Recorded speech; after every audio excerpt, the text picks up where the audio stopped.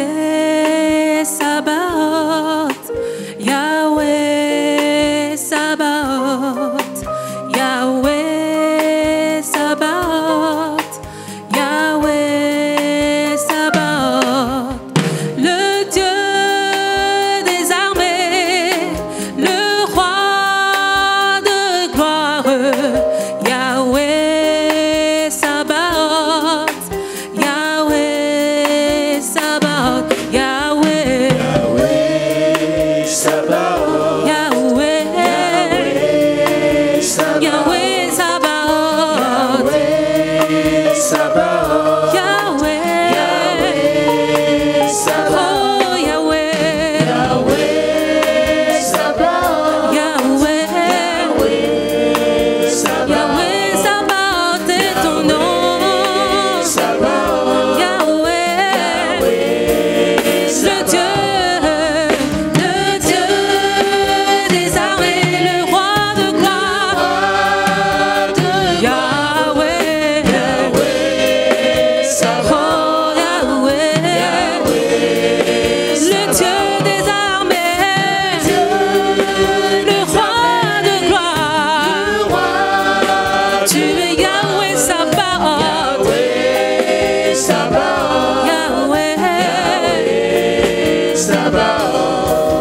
Yahweh, Sabaoth, Yahweh Sabaoth, Yahweh Sabaoth, Yahweh Sabaoth, Yahweh Sabaoth, Yahweh, Sabaoth, tu es Yahweh Sabaoth, Sabaoth, Yahweh Sabaoth, Yahweh, le Dieu des armées, le Dieu des armées, le roi de gloire, tu es Yahweh Sabaoth, Yahweh, Sabaoth, Yahweh, le Dieu des armées, le Dieu des armées, le roi de gloire, Yahweh, Sabaoth, Yahweh, le Dieu des armées, le roi de gloire, tu es Yahweh Sabaoth, Yahweh, oh tu es excellent, tu es merveilleux, tu es plus grand que ce que l'on dit, oh tu es merveilleux, tu es plus grand que ce que Seigneur, tu es excellent, tu es plus grand que ce que l'on dit, Yahweh, tu es excellent, tu es merveilleux, tu es plus grand que ce que l'on dit. On m'avait dit qu'il n'y avait plus d'espoir pour moi, que mon avenir était bafoué, que j'étais né pour échouer. Mais quand tu t'es révélé à moi, tu m'as montré que tu pouvais faire au-delà et au-dessus de ce que je pouvais penser ou imaginer. Tu es Excellent, tu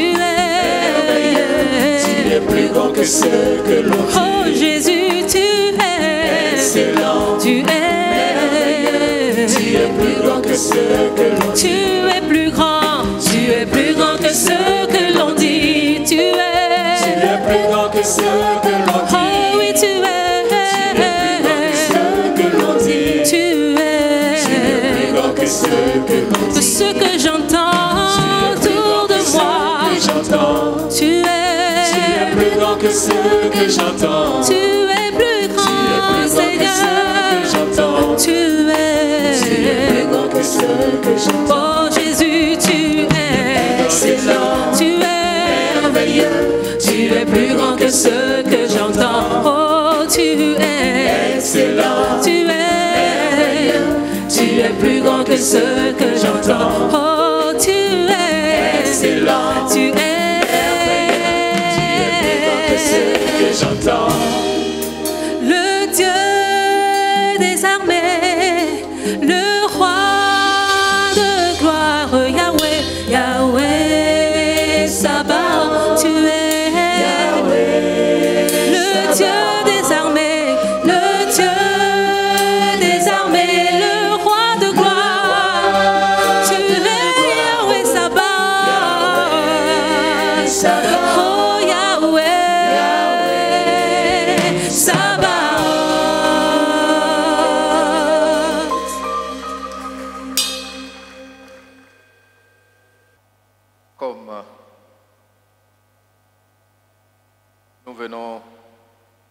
matin, dans plusieurs interventions, dit merci pour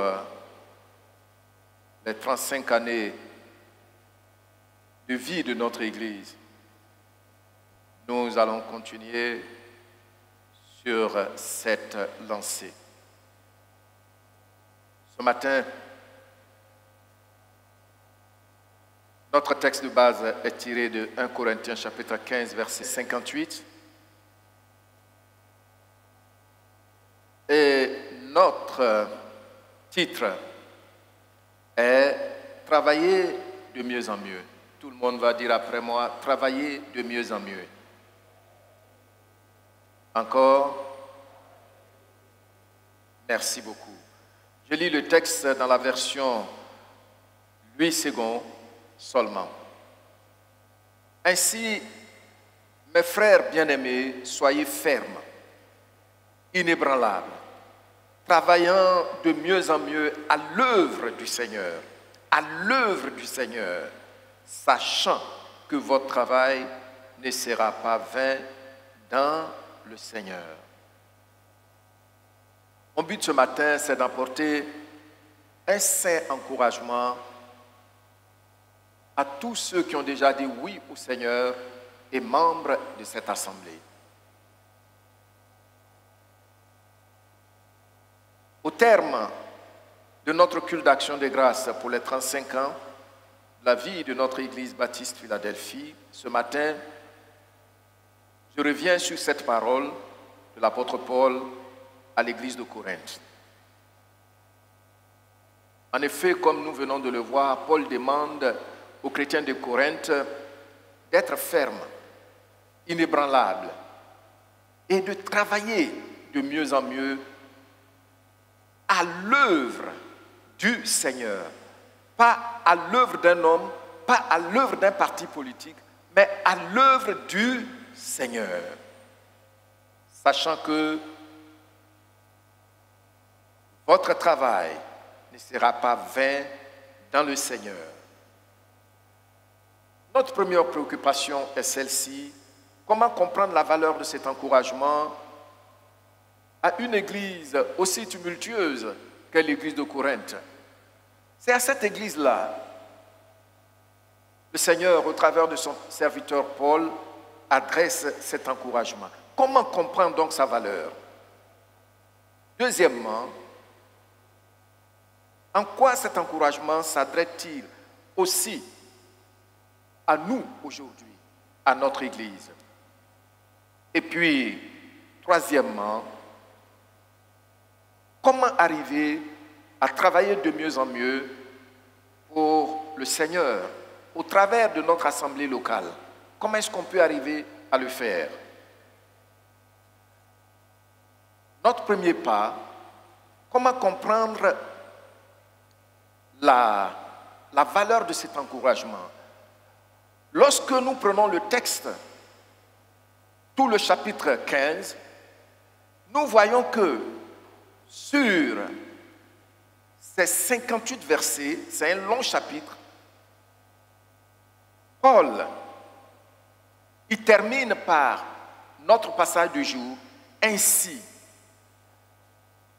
par cette coordination de conséquences. Ainsi,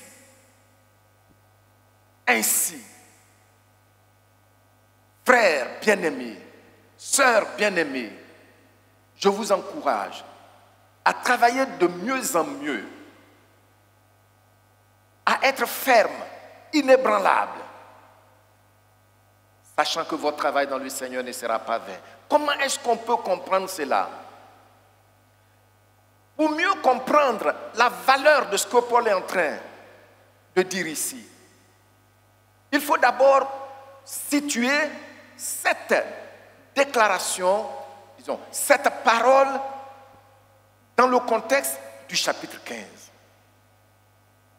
Ici, lorsque vous prenez tout le chapitre 15 de 1 Corinthiens, l'apôtre s'attelle à répondre à une grande préoccupation des Corinthiens au sujet de la résurrection.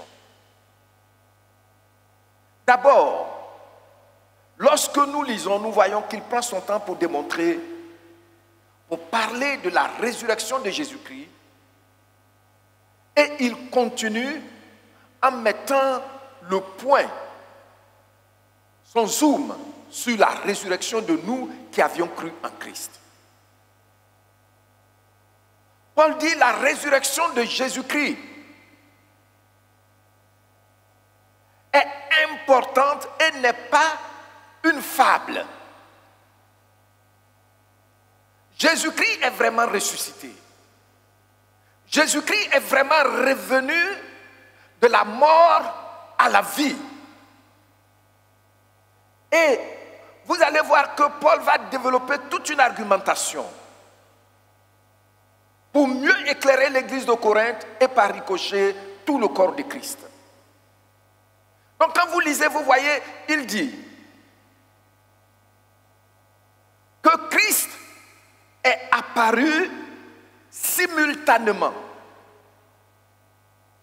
à plus de 500 frères et sœurs à la fois, et dont à lui aussi Paul l'avorton. Donc, le fait que Jésus-Christ se soit manifesté à plus de 500 personnes à la fois, c'est là un témoignage clair qu'effectivement, la résurrection de Jésus-Christ n'est pas une idée, mais elle est factuelle. C'est un fait. C'est un fait historique. Tu dis avec moi, la résurrection de Jésus-Christ est un fait historique. Oui, même l'histoire juive, dans l'histoire juive, ils ont un érudit qui s'appelle Joseph. Il a parlé de la résurrection, il n'est pas chrétien, mais il a parlé de la résurrection de Jésus-Christ qui a marqué leur histoire. Jésus-Christ est effectivement revenu de la mort à la vie. Et des personnes ont voulu troubler les chrétiens de Corinthe à ce sujet. Donc, le témoignage, ce premier témoignage, fait partie de son argumentation. Deuxièmement, Paul dit, mais écoutez, quand on sème une graine, ne meurt-elle pas avant de pousser? Vous voyez, c'est un argument très clair. Donc, Christ est mort. Et bien plus, il est revenu à la vie selon nos pratiques en agriculture. Le Seigneur lui-même, il a dit, quand un grain de blé tombe en terre, il ne peut pas produire tant qu'il n'est pas mort. Paul dit, alors, puisque nous sommes confrontés à cette réalité en matière d'agriculture, cela peut vous aider à savoir que la résurrection est une réalité dans notre foi. J'ai lu un auteur, il y a très longtemps, pendant un travail de recherche à l'université, il a dit, et je n'ai jamais oublié cette phrase, « Resurrection is the driving seat of our faith ». Il disait que quand on prend la résurrection là, c'est comme le volant du chauffeur dans notre foi chrétienne. C'est alors que, c'est pourquoi Paul dit, si la résurrection, si Christ n'est pas ressuscité, notre foi est comment? Vaine. Donc Jésus-Christ est ressuscité.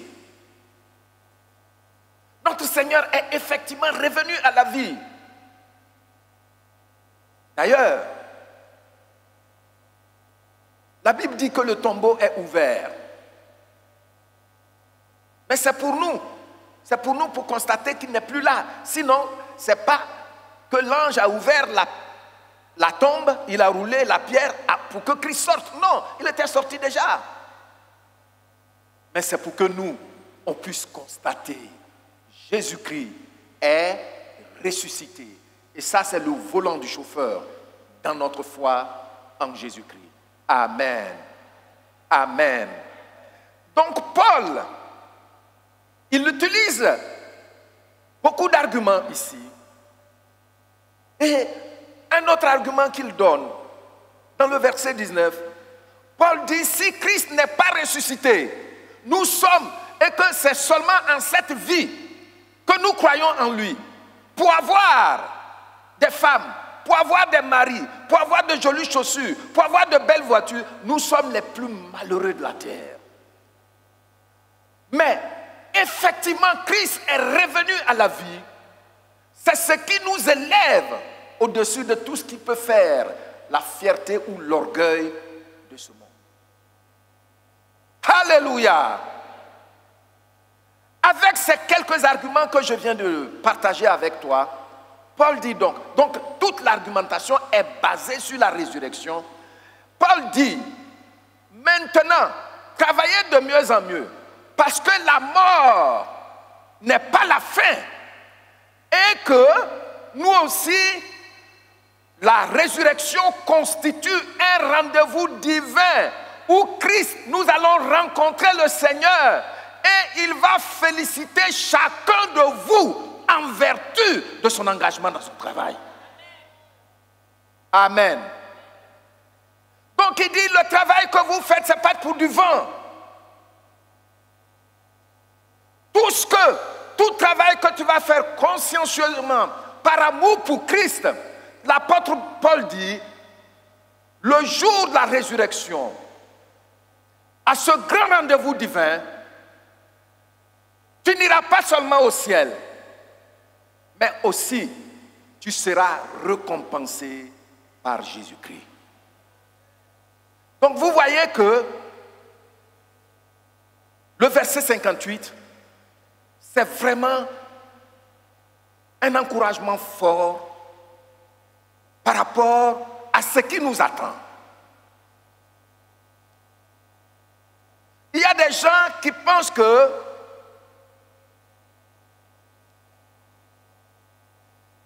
croire en Jésus-Christ, ça me donne de mener une vie correcte. Au moins, je ne bois pas, je ne fume pas, je ne fais pas ceci, je ne fais pas cela. Au moins, mais c'est bien plus que ça. Un jour, nous nous retrouverons devant lui. Amen. Amen. Et il dit, tout ce que tu auras fait pour lui, pour l'avancement de son œuvre, ce jour-là, tu en recevras la récompense. Donc, Paul dit, c'est dans l'esprit de la réalité de la résurrection qu'il nous encourage. Il nous encourage à faire quoi? À travailler de mieux en mieux. Amen. En quoi donc cet encouragement s'adresse-t-il à nous aussi? Je l'ai dit déjà. Être sauvé, c'est une chose, et c'est une bonne chose. Mais être félicité et récompensé devant toute la terre, imaginez-vous un peu. Ceux qui reçoivent les décorations après un certain nombre d'années de service, qu'est-ce que ça vous fait? Regardez quelqu'un qui entre dans un service pendant 35 ans et puis qui sort soit comme il était entré. Et puis quelqu'un d'autre qui entre et avant de sortir, on dit, on te décore parce qu'on a vu que tu as contribué au développement de ce service.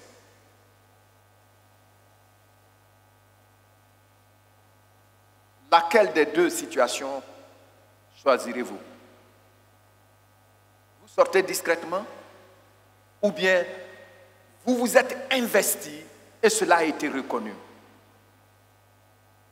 Je vois, même ici dans notre église, il y a eu des personnes qui ont présenté leur médaille pour avoir été félicitées. Il y en a même qui ont reçu à 2 reprises. Si les hommes le font, si un pays le fait, que dire du Dieu vivant?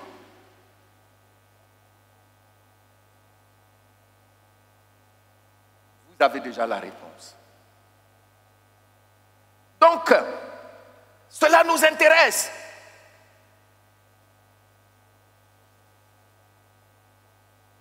C'est la conclusion de Paul, le verset 58. Parce que quand vous lisez la suite, le chapitre suivant, le chapitre 16, il s'engage dans un autre domaine qui va aider les chrétiens de Corinthe à travailler de mieux en mieux, à faire des offrandes pour l'église de Jérusalem qui était persécutée, qui était dans le besoin. Ainsi. Donc, comme nous allons un jour comparaître devant le Seigneur, il ne faut pas oublier cette affaire.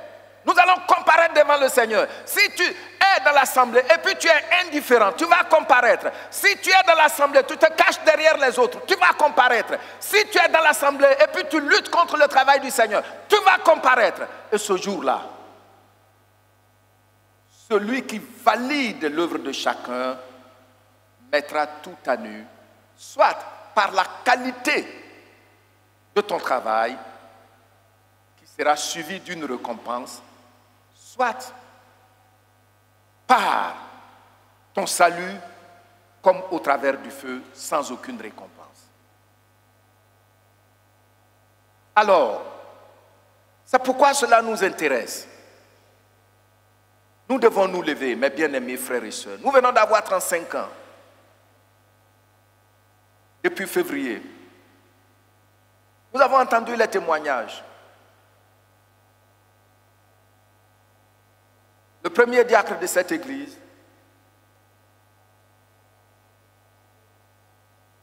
et la première diaconesse, la famille Messan. Quand ils étaient arrivés ici, son épouse ne comprenait pas le français. C'est ici à l'université qu'elle est allée apprendre le français. Frère Daniel non plus.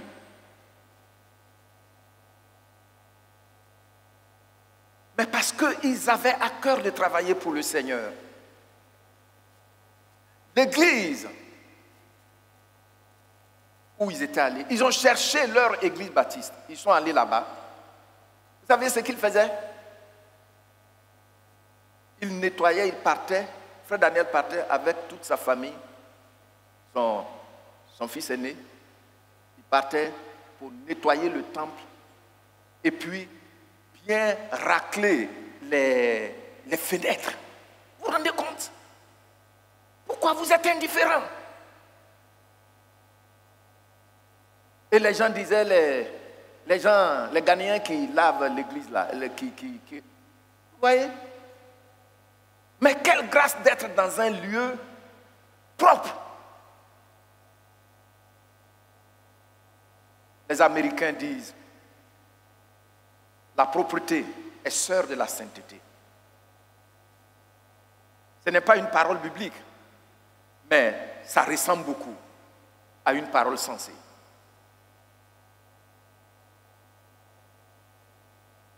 Il y a des gens qui entrent dans une assemblée, même quelquefois, moi en 35 ans de ministère, il y a des gens que j'ai poussés même jusqu'à la chair, à cause de ce que j'ai vu en eux. Mais ils disent, moi pas bouger.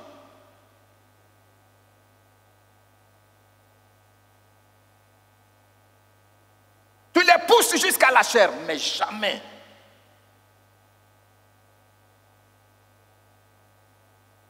Ils ont dit dans leur témoignage comment ils sont venus ici, à l'église d'Angré.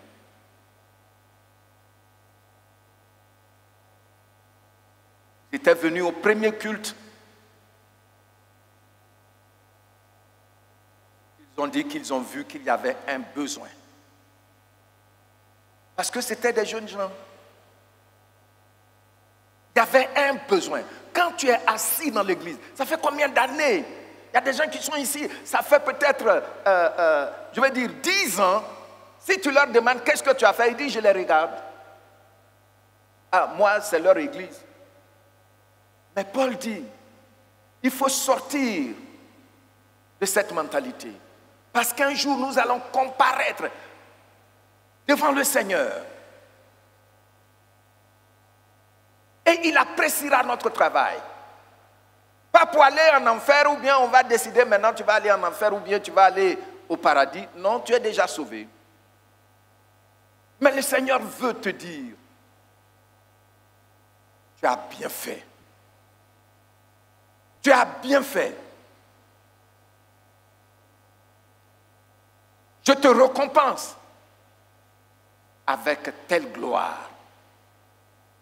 Vous savez, j'ai comme l'impression, je dis bien, j'ai comme l'impression que les bénédictions que Dieu va nous accorder, les récompenses, c'est en termes de gloire. Nous n'aurons pas tous le même rayonnement au ciel, bien que nous sommes sauvés. Comme les étoiles dans le ciel. La manière dont tu t'es consacré à lui, la gloire qu'il va t'accorder sera proportionnelle à cela. Personne ne pourra voter pour toi là-bas. Personne ne comptera le nombre d'années que tu as passé dans l'église. Mais quel est le bilan?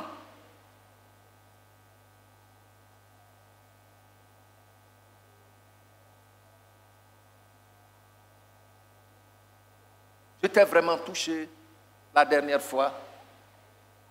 Ça, j'avais oublié ça complètement, que frère Daniel a enseigné les enfants à l'école du dimanche. Ne vois-tu pas quelque chose que tu dois faire? Pour que l'œuvre du Seigneur, là où il t'a mis, pour que cette œuvre puisse avancer, enseigner les enfants. Quand son épouse n'était pas là. Vous voyez?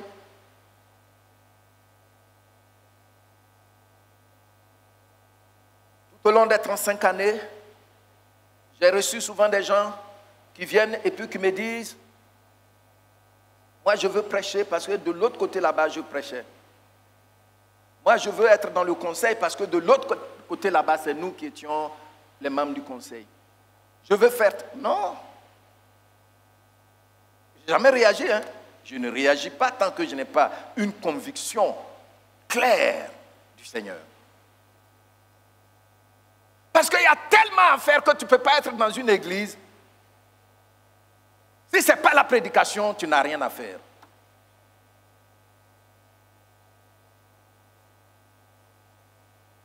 Tu peux ne pas prêcher. Tu peux ne pas être dans le conseil.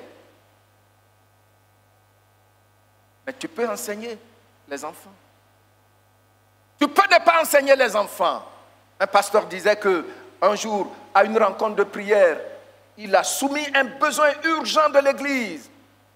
Et ce besoin, il a donné le montant, une forte somme.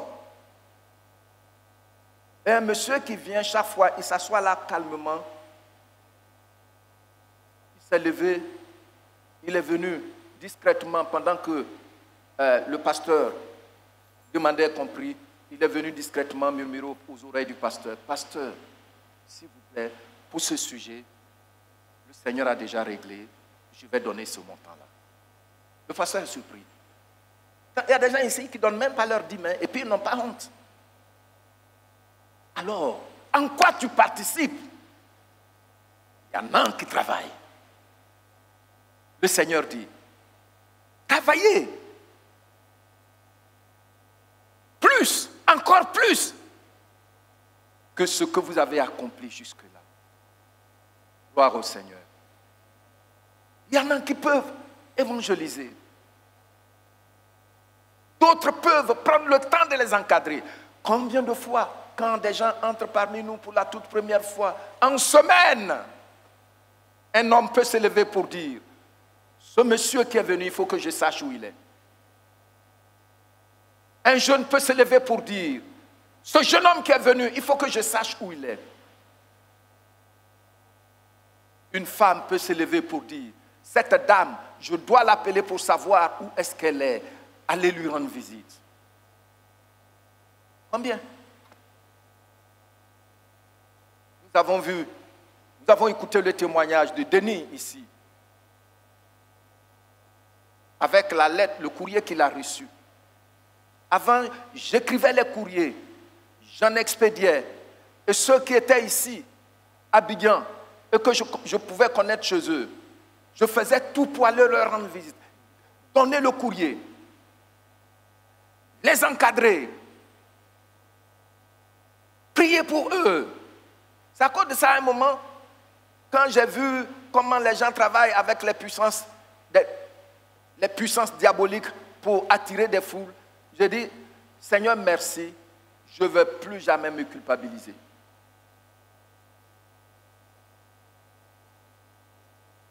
Mais bien aimés, si nous sommes enlevés maintenant même devant le Seigneur, quel est le bilan que tu peux donner? Qu'est-ce que le Seigneur va pouvoir te dire? Paul dit, il faut qu'on travaille de mieux en mieux.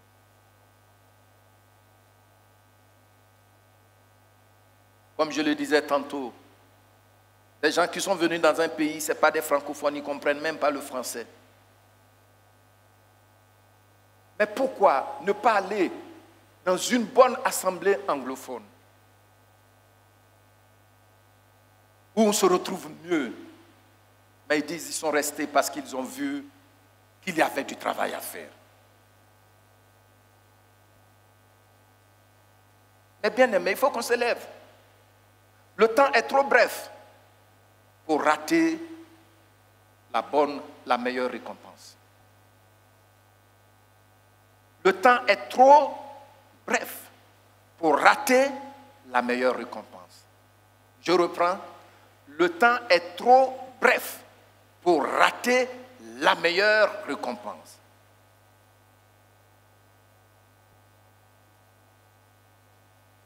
Levons-nous. C'est notre église, c'est notre famille. C'est l'environnement que Dieu a créé pour toi, pour pouvoir produire, pour pouvoir aider à l'avancement de son œuvre.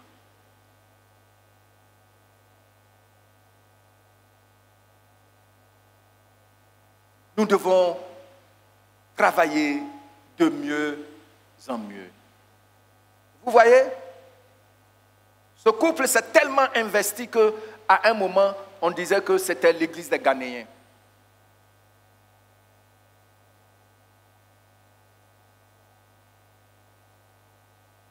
Ne chantant pas en français, ils nous apprenaient les chants qu'ils connaissaient dans leur langue. Vous savez, il faut qu'on fasse très attention à cet avertissement que l'apôtre Paul est en train de donner. Levons-nous.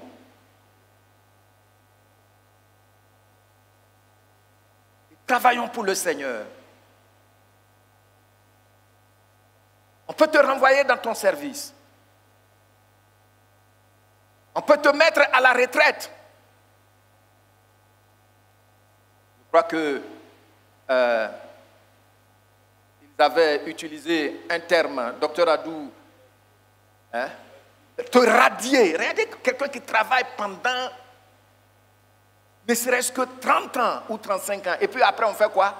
On te radie. Ça veut dire que tu n'existes même plus. Mais Christ ne te radiera jamais. Jésus-Christ ne te radiera jamais. Jésus-Christ ne te renverra jamais de son travail. Tu ne seras jamais radié. Et c'est la raison pour laquelle nous devons travailler davantage. Il y a tellement à faire. Moi, j'étais allé dans mon église mère, à Koumassi Nord-Est. Vous savez ce que je trouvais à faire? Je partais balayer. C'était une baraque. Je partais balayer. Déjà, à 6h30, j'étais là-bas. 6h30, j'étais là-bas. Je balaye et puis je nettoie bien.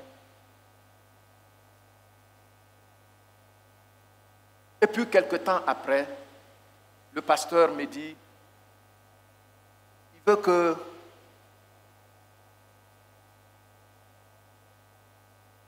je dirige le culte. Et puis, quelque temps après, il m'a dit, celui qui faisait les études bibliques,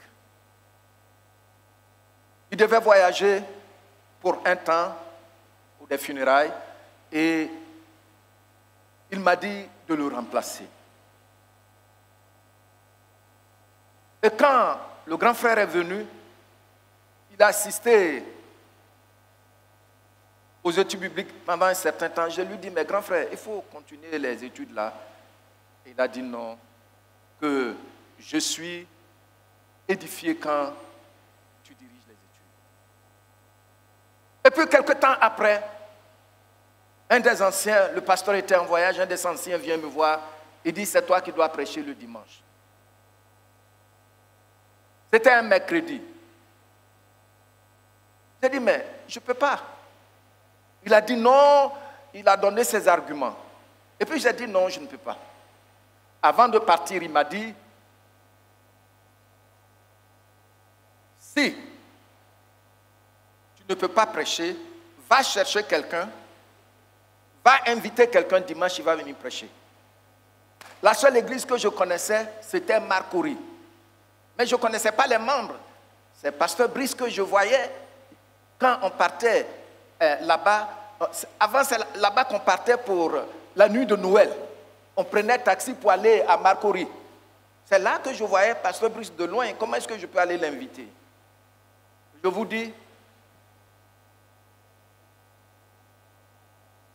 jeudi, vendredi, samedi, dimanche, j'étais en jeûne et prière. Que le Seigneur me dise quelque chose.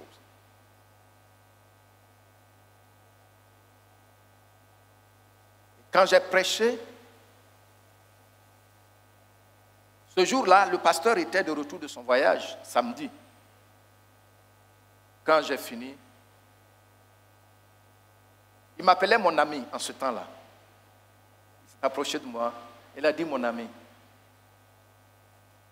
tu vois, le Seigneur a parlé au travers de toi. J'ai été encouragé.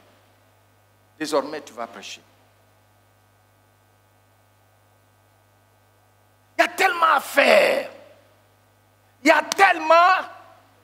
Il y ne faut pas rester là pour dire c'est leur église. Moi, je les regarde, hein, c'est leur église.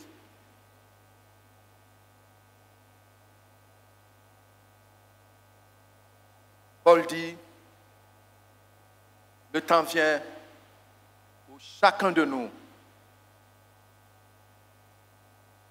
son travail sera mis en plein jour devant le monde entier, devant l'église des siècles. Et c'est le propriétaire de l'église. Ce n'est pas des anges qui vont venir te parler, c'est lui. Il va dire, ma servante, félicitations. Entre dans ce type de gloire. Amen. Donc, en fait, Paul est en train de nous dire que nous devons travailler sous la perspective de la résurrection. Dis, je dois travailler sous la perspective de la résurrection. Encore, sous la perspective de la résurrection. Vous savez, Vous allez prendre tous ceux que Dieu a appelés, ils étaient à l'œuvre, ou bien ils étaient déjà engagés sur une voie. Ce n'est pas des gens qui ne faisaient rien. Hein. Moïse, il était érudit. Mais on ne l'appelle pas révérend Moïse. On l'appelle Moïse. Les gens nous distraient avec tous ces titres révérends de n'importe quoi. Paul, c'est Paul.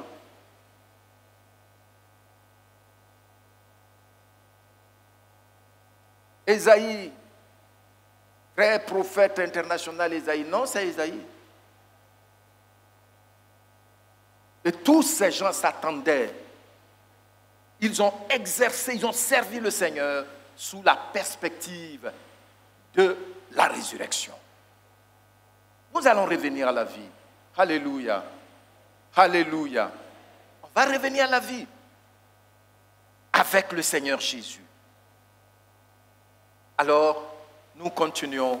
Comment travailler de mieux en mieux pour le Seigneur dans notre assemblée locale? Premièrement,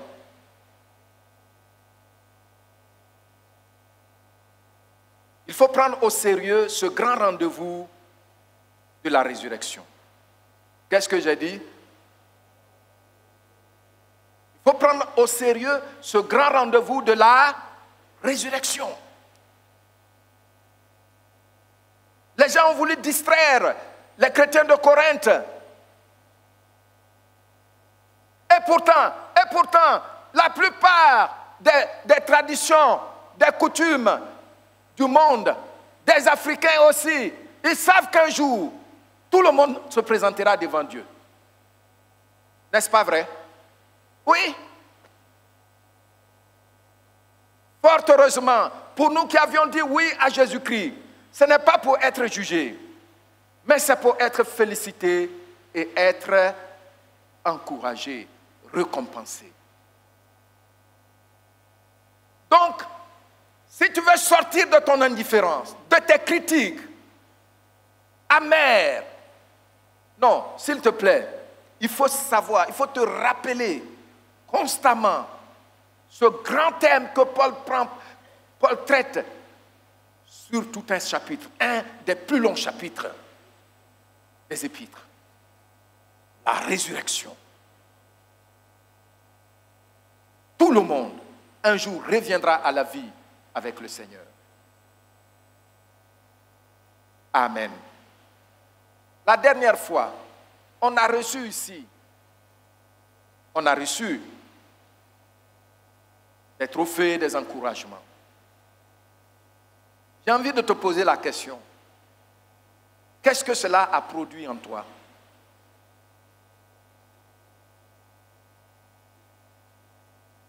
Moi, j'ai été très touché qu'on me donne un tableau.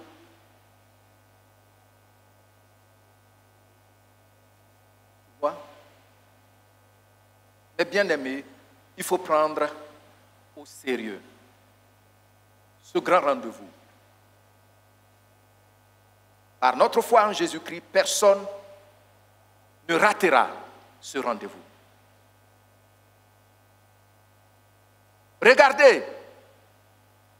Regardons ensemble ce que l'apôtre Paul dit dans les autres versions. Voyons la version Martin. Je vais lire dans la version Martin et tu vas lire après moi. La version Martin. C'est pourquoi, mes frères bien-aimés, soyez fermes, inébranlables. Lisez ce qui suit là. Vous faisant quoi? Vous appliquant pour combien de temps? Toujours. Avec un zèle nouveau à l'œuvre du Seigneur. Sachant que votre travail ne sera pas inutile auprès du Seigneur. Alléluia. Ton travail ne sera pas inutile. Ton travail ne sera pas inutile. Il dit sachant Sachant, c'est la connaissance qu'on peut toucher. Sachant, savoir. C'est une assurance. C'est une certitude. Est-ce que tu penses à ça? Me lever, aller visiter une nouvelle personne. Et puis la personne est encouragée. Le Seigneur dit, cela ne sera jamais vain. Je me souviens, avec frère Daniel et maman, j'ai visité des couples. Parce que j'étais jeune, célibataire. Donc quand je partais, je devais partir. Je leur disais en semaine, vous allez m'accompagner, il y a telle personne qui est venue, c'est une femme, hein, elle est mariée, ou bien il y a tel monsieur qui est venu, il m'a dit qu'il est marié. Est-ce que vous pouvez m'accompagner, on va aller leur rendre visite. Il y a tellement à faire. Et il dit, il faut vous appliquer. Si je chante, je dois m'appliquer. Ce n'est pas le dimanche seulement que je dois me présenter ici, que je n'ai pas le temps en semaine. Ah bon? Si je prêche, je dois m'appliquer. Je ne dois pas venir raconter ce que je veux. Regardez mes chaussures, regardez regardez ma voiture, regardez. Non. Dieu respecte son peuple. C'est pourquoi on se prépare.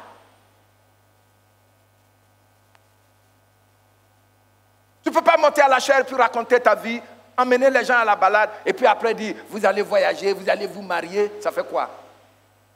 Paul dit, si c'est dans cette vie seulement que nous espérons, nous sommes les plus malheureux. Nous sommes les plus malheureux. Quelque chose nous attend. C'est glorieux. Quelqu'un dans la Bible me touche. La première fois, j'ai découvert sa situation avec cette foi inébranlable. Il s'agit de Daniel. Daniel est d'une famille royale, intelligent, beau. Mais quand il a été déporté, on l'a castré. Il est devenu un eunuque. C'est cet eunuque-là qui passe du temps à intercéder, qui passe du temps à prier, qui était excellent aux yeux du roi. Il est beau, mais il n'a pas de famille. Et pourtant, il travaillait de mieux en mieux pour le Seigneur. Jusqu'ici, les révélations qu'il a reçues continuent.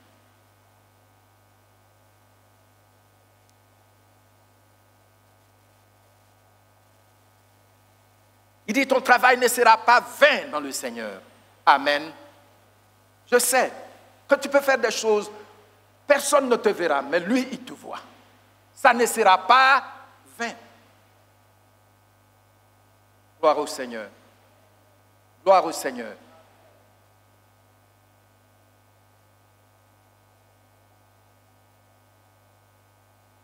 À 2 ou 3 reprises, je me souviens bien, nous avions reçu des messagers ici et il y a ces messagers, parmi ces messagers, il y en a 2 ou 3 reprises qui ont dit, pendant qu'il prêchait, le Seigneur m'a montré le pasteur à genoux là en train de pleurer. Vous savez combien de larmes j'ai versées ici? Parce que c'est un fardeau qui m'a été imposé. Fort heureusement, il n'exploite pas les gens. Je venais ici souvent dans les moustiques là et je pleurais devant le Seigneur. Il y a tellement de choses à faire.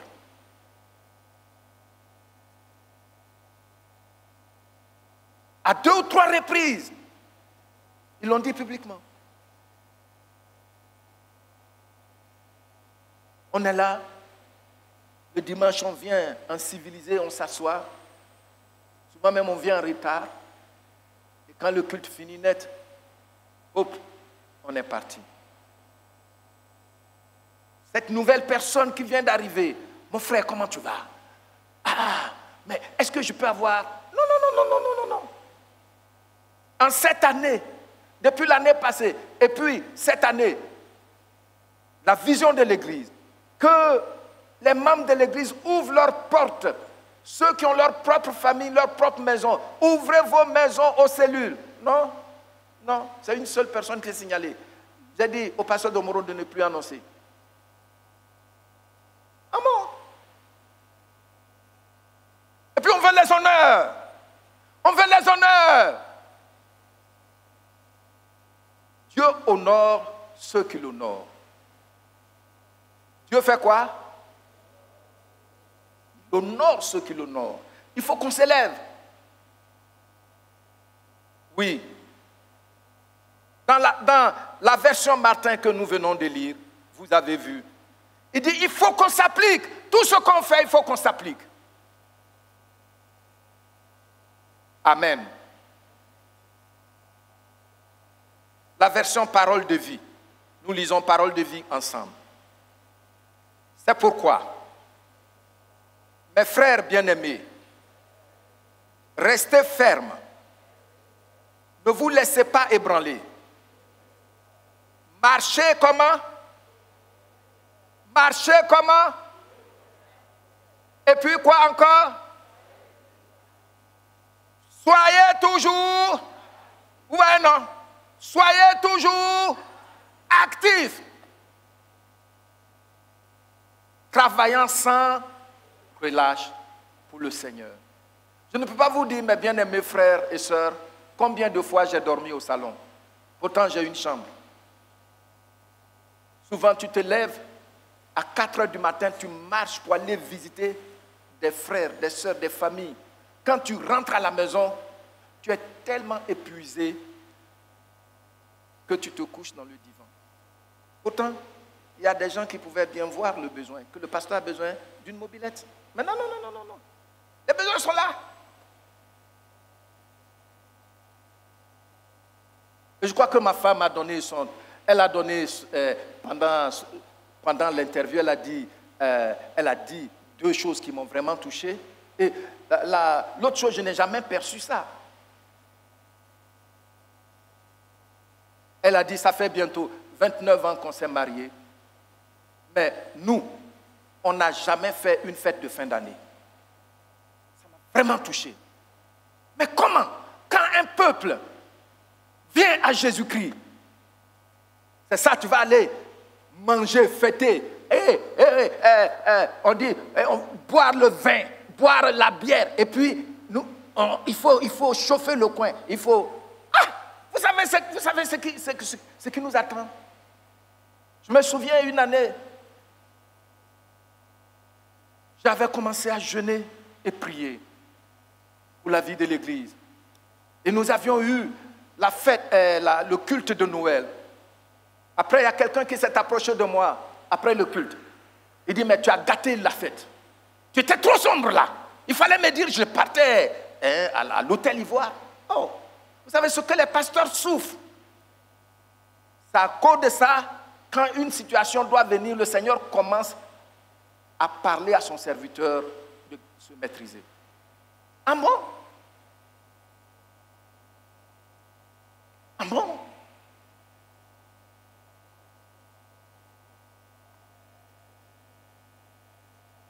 Il y a des gens dans l'église que Dieu place pour encourager ses serviteurs,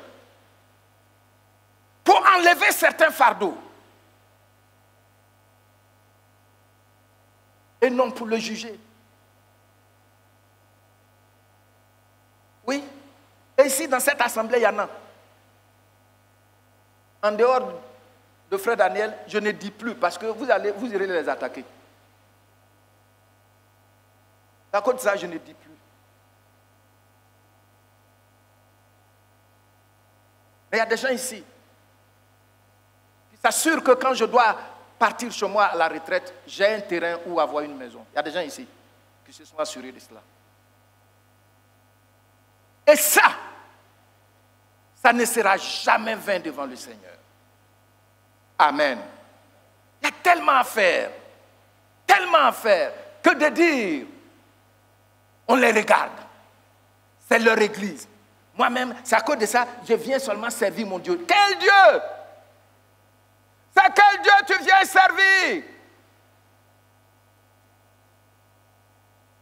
Il faut revoir ta copie.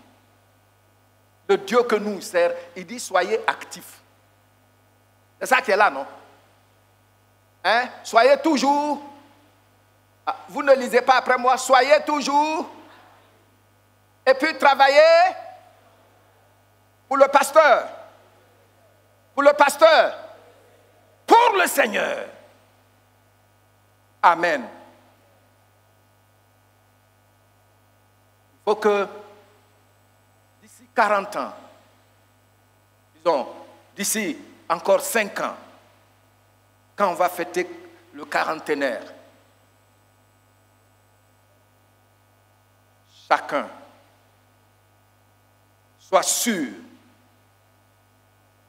qu'il a contribué, il a été actif, il a marché de progrès en progrès, il a travaillé sans relâche pour le Seigneur. Amen. Amen. Oui. L'évangéliste Rabé disait qu'ils vont prendre un dimanche pour aller évangéliser. Nous, on l'a fait ici. Moi, je l'ai fait ici, il y a longtemps. Nous, c'était les soirs.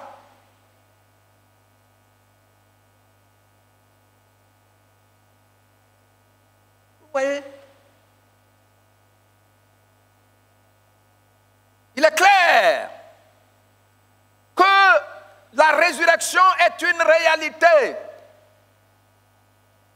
Soyez toujours actifs. Travaillez sans relâche pour le Seigneur.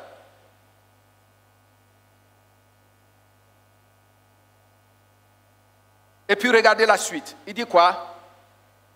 Là où la version Louis II dit sachant que. Lui, il dit quoi? Il dit quoi? Vous savez bien que la peine que vous vous donnez au service du Seigneur n'est jamais perdue. Comme s'il n'y avait pas de résurrection. Vous voyez? Quelquefois, on pleure pour tenir. Parce qu'on sait que la résurrection est une réalité divine pour tous ceux qui croient en Jésus-Christ. L'enlèvement est une réalité divine. Il faut qu'on vive par rapport à cela. Mes bien-aimés, ne nous laissons pas distraire par les mesures d'accompagnement. Quelque chose de grand et de glorieux nous attend. Amen. Les mesures d'accompagnement, c'est quoi? Les mesures d'accompagnement, c'est quoi? Si je me marie, c'est une mesure d'accompagnement que Dieu trouve utile pour moi. Paul ne l'était pas, mais on sait comment il a servi. Pierre l'était. Le petit frère du Seigneur l'était, Jacques. Que les mesures d'accompagnement ne nous distraient point de l'œuvre que nous devons accomplir. Si tu as une voiture, c'est bon. C'est pour te déplacer et non pour narguer les gens ou faire croire que c'est selon la mesure de ta foi. Si j'ai une grosse voiture, c'est que ma foi est plus grande que le frère qui vient balayer la salle. Non. Il faut qu'on sorte de cette façon de voir les choses. Dieu a prévu de bonnes mesures d'accompagnement pour chacun de nous. Mais ça ne doit pas nous distraire. Amen. Amen. Deuxièmement, nous devons cultiver un fort sens d'appartenance à la famille. Il faut bien noter ça. C'est ce que Satan et ses démons, tous les cercles occultes exploitent. Quand tu veux entrer dans un cercle occulte, vous savez qu'il y a des cercles occultes où ils mènent d'abord des enquêtes. Si tu es une personne qui est sérieuse dans tes engagements, avant qu'ils ne t'acceptent. C'est pourquoi ça attire ceux qu'on appelle les grands.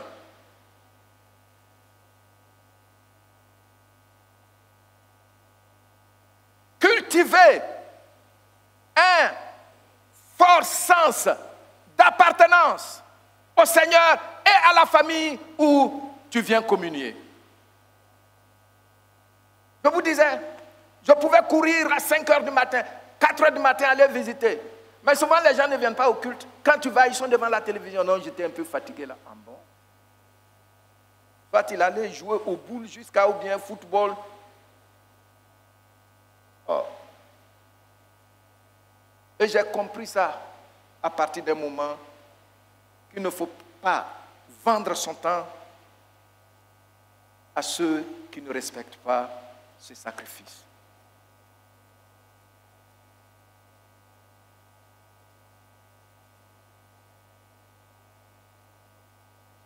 J'ai regardé un documentaire sur l'initiation de Angels of Hell. C'est un groupe de motaristes. Ils sont pratiquement basés dans tous les pays développés. Je veux dire, partout. Eux, il n'y a pas de frontière même avec, où on dit ça c'est bloc capitaliste, bloc communiste. Non, non, non, non. Ils sont partout. Angels in Hell. Et quand j'ai vu ce documentaire, j'étais terrifié. Vous les voyez sur les motards là. C'est séduisant. Oh, ils ont des initiations. Et ce documentaire que j'avais vu, permettez que je le dise, même si c'est pas facile à supporter. Les gens défèquent. Tous les membres du groupe, ils vont déféquer. Ils vont uriner, hommes comme femmes. Et puis on met les urines là dans une... C'est une grande bassine. Hein. Et puis, les déchets là, ils vont mettre ça aussi dans une grande bassine. Et puis tout le monde vient, et puis tu te mets nu. Et puis, ils te badigeonnent avec. Et puis après, ils prennent les urines là pour verser sur toi. Quand j'ai regardé, j'ai dit non. Dieu nous a donné le Saint-Esprit pour avoir le sens d'appartenance. Mais regardez, vous voyez comment ils font? Oui.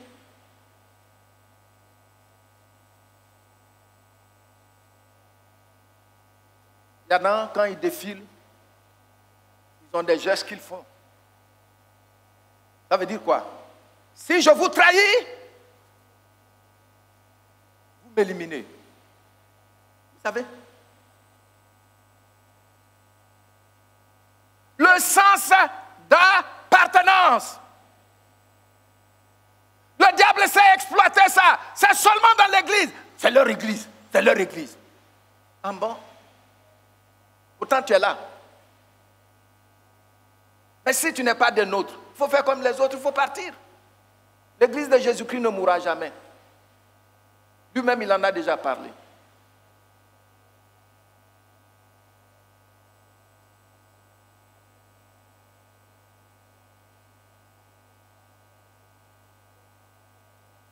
Le sens d'appartenance.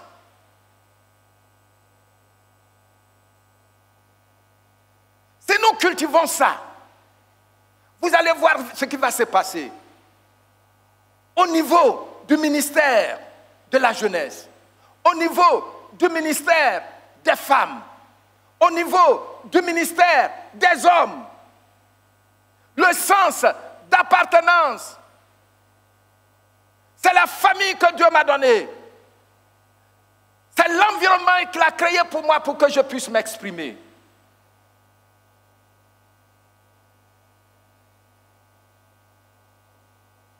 Parce que dans les cercles occultes fermés, si tu n'as pas démontré ton sens d'appartenance, tu ne peux pas y entrer. Alors que Jésus-Christ, à la croix, a les bras ouverts pour les quiconques. Il aura toujours les bras ouverts jusqu'à ce qu'il revienne nous prendre. Amen. Alors je dis, qu'est-ce qu'on doit faire? Pour travailler de mieux en mieux, qu'est-ce qu'on doit faire? Il faut cultiver un fort sens d'appartenance à la famille. Il y en a qui sont partis, ils sont en train de voltiger jusque-là. La dernière fois, il y a quelqu'un qui m'a parlé, ça m'a vraiment touché. Un parent.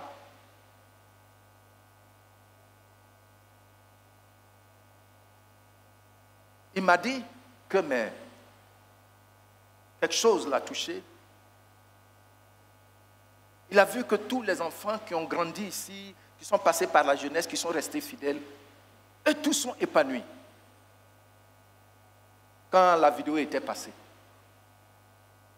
que si tel enfant, qui est son enfant, s'il était resté ici, sa vie ne serait pas ce qu'elle est aujourd'hui. Je l'ai partagé avec ma femme parce que ça m'a tellement touché.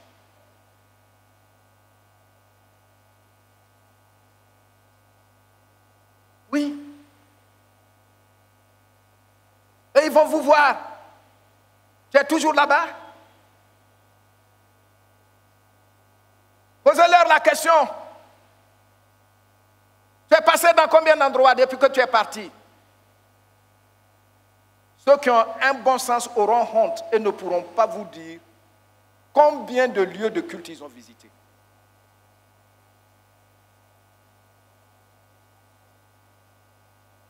Un arbre ne peut jamais porter de fruits sans avoir des racines. Soyez enracinés là où vous êtes pour pouvoir porter du fruit. Et pour cela, il faut cultiver un fort sens d'appartenance.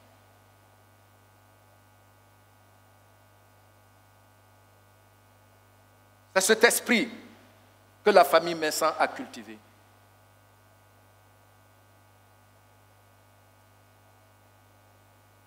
Gloire au Seigneur.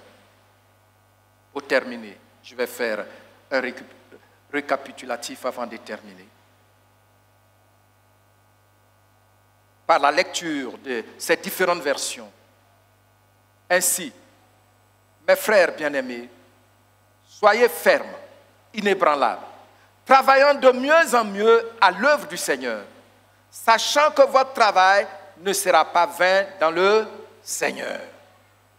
Et vous lisez Martin avec moi, la version Martin. C'est pourquoi, mes frères et sœurs bien-aimés,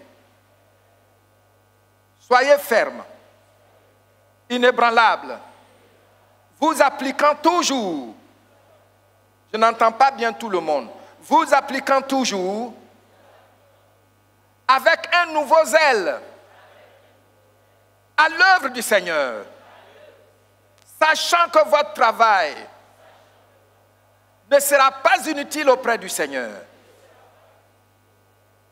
Parole vivante, c'est pourquoi, mes frères et sœurs bien-aimés, restez fermes. Ne vous laissez pas ébranler. Marchez de progrès en progrès. Soyez toujours actifs. Travaillez sans relâche pour le Seigneur.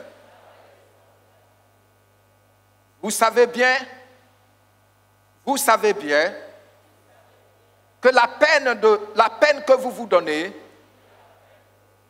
au service du Seigneur ne sera jamais perdue.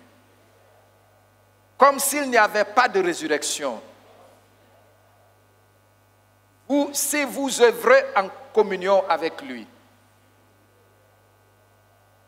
Amen. Amen. Oui, nous lisons 2 Chroniques chapitre 15 verset 7. 2 Chroniques chapitre 15 verset 7. Cet encouragement a été déjà donné par le Seigneur au peuple de Juda et de Benjamin. Lorsque le roi Asa était venu au règne et qu'il cherchait un réveil pour son peuple. Alors, l'Esprit de Dieu était descendu sur Azaria, le fils d'Obed, pour aller à la rencontre du roi et de ces sujets pour leur dire ce que Dieu voulait leur dire. Tenez-vous debout, s'il vous plaît, nous allons le lire ensemble.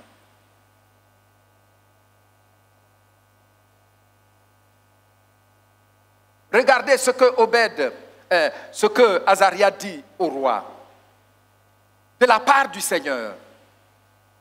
Vous donc, fortifiez-vous et ne laissez pas vos mains s'affaiblir. Car, lisez la suite.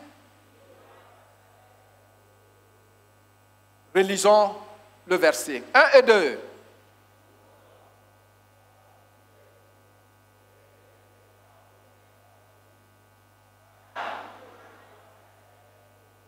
Amen.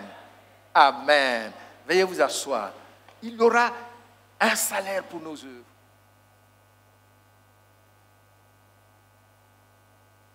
Depuis plusieurs années, chaque fois que l'occasion m'était donnée, surtout quand on avait en début d'année la rencontre avec les responsables, je disais, j'ai appris, on me l'a enseigné en leadership, que le succès sans successeur est un échec. Et un héritage qu'on ne peut pas gérer est un échec.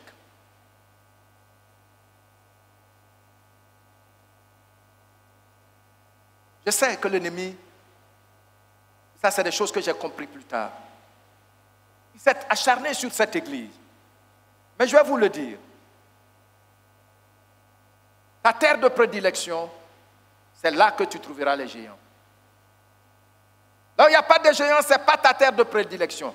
Ici, ce quartier, cette commune, c'est notre terre de prédilection. C'est avec nous que Dieu veut faire de grandes choses pour son royaume. Amen. Amen. Il faut qu'on laisse quelque chose que ceux qui vont venir pourront gérer. Il faut qu'on laisse quelque chose que ceux qui vont venir pourront perpétuer. C'est à cause de cela, souvent, le Seigneur a rendu mon visage dur, comme il a dit à Ézéchiel. Quand tu viens, tu veux jouer au dur, c'est là que tu vois que mon visage sort. Parce qu'on doit laisser quelque chose à nos enfants. Imaginez-vous un peu cet environnement aujourd'hui. Souvenez-vous un peu, j'avais voyagé, j'étais revenu et puis j'ai fait passer une information, que j'ai eu une vision. J'ai eu une vision de notre pays pendant le voyage. Et dans cette vision, j'ai vu les gens, des foules, et les gens couraient avec les gros gobelets, les anciens gobelets d'internat, là, les gros gobelets en alu. Là. Les gens couraient, ils prenaient ça, hein, ils puisaient l'eau des égouts, ils venaient donner aux gens à boire. Et puis il y en a qui pissaient directement dedans. Quand j'étais venu, je vous ai dit, restons tranquilles, restons calmes. Voici l'état de l'église de notre pays. Si vous partez quelque part, vous serez contaminé. Et quand votre ventre sera ballonné, ne revenez pas me voir. À peu près un an, presque à peu près un an, c'est là que l'affaire Béhanzin a éclaté. Vous vous souvenez? Et beaucoup de membres ont commencé à dire, ouh, c'est ce que le pasteur avait dit là. Non, moi je suis berger. Je ne travaille pas avec puissance des ténèbres. Non, non, non, non. Nous devons laisser quelque chose que nos enfants, nos jeunes gens, nos jeunes filles pourront gérer. Amen. Ça ne te dit rien, hein? Oui. Sinon, ton enfant va se retrouver dans un coin là-bas où on lui donne des urines à boire.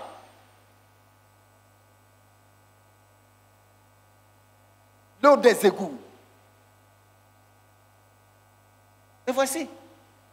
Ils sont en train de se dénoncer aujourd'hui sur les réseaux sociaux partout. Non. Il faut qu'on se lève pour travailler de mieux en mieux. Soyons actifs. À tous les moments de communion, sois là autant que cela est possible. Sinon, tu ne peux pas passer dans le mois, tout le mois, et dire que non, tu n'as pas le temps. 2 mois, tu n'as pas le temps. C'est seulement dimanche que tu as le temps.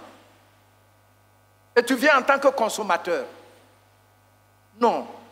Nous devons entretenir ce cadre, cet environnement que Dieu nous a donné, pour que quand demain quelqu'un cherche le Seigneur, il veut bien, il veut entendre un enseignement potable pour entretenir sa foi dans le Seigneur, qu'il entre ici, il reçoive cette grâce. Gloire au Seigneur.